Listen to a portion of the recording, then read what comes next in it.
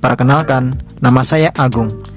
Saya mahasiswa asal Madiun yang saat ini kuliah di salah satu sekolah tinggi pariwisata yang ada di Jogja. Sebagai anak rantau, saya bertempat tinggal di kos yang tak jauh dari kampus. Kos 178 namanya.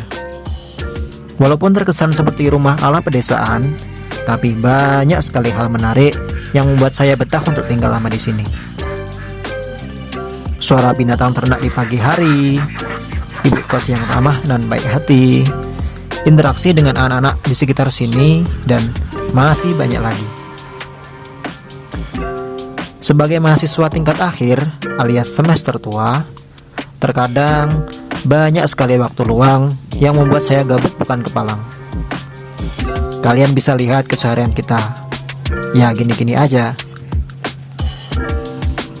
Hingga akhirnya saat kemarin sedang bersantai-santai di depan, saya bertemu Mbah yang hendak pergi berkantor. Ke sawah maksudnya. Dan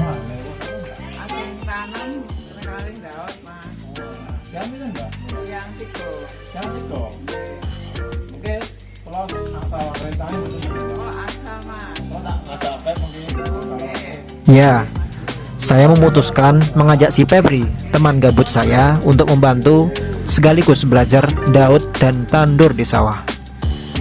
Bagi yang belum tahu, daud adalah istilah pertanian dalam bahasa Jawa, yaitu kegiatan mencabut bibit dari persemaian untuk diikat dan dikelompokkan guna mempermudah proses selanjutnya, yaitu tandur, atau proses penanaman padi yang dilakukan petani secara tradisional.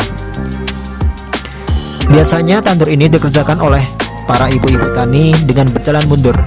Ya, sesuai namanya, yaitu tandur. Noto karo mundur.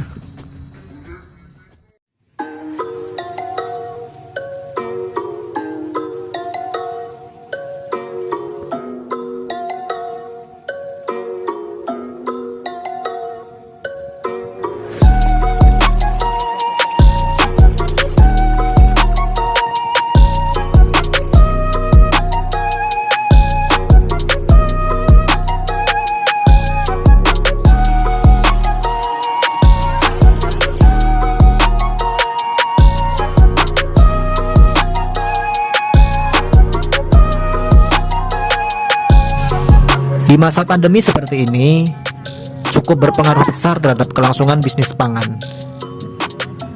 Hal tersebut menyusul adanya regulasi di pemerintah untuk pembatasan operasional bisnis rumah makan, sehingga menyebabkan bisnis di bidang ini semakin melemah, dan akibatnya juga mempengaruhi sektor pertanian.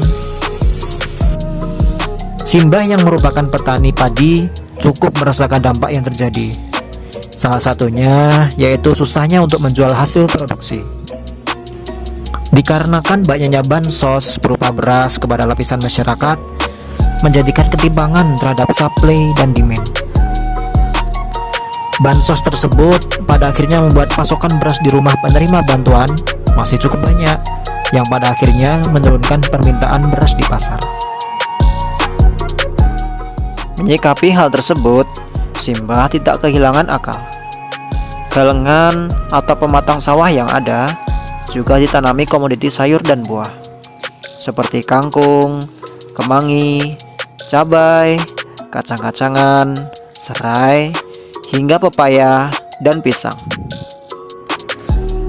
Selain untuk konsumsi pribadi, hasil panen yang berlebih dapat dijual ke pasar.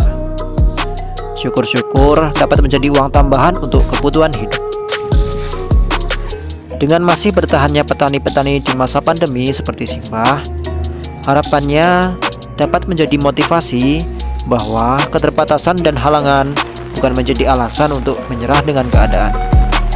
Yang terpenting, usaha dimaksimalkan, sisanya biar Tuhan yang menentukan.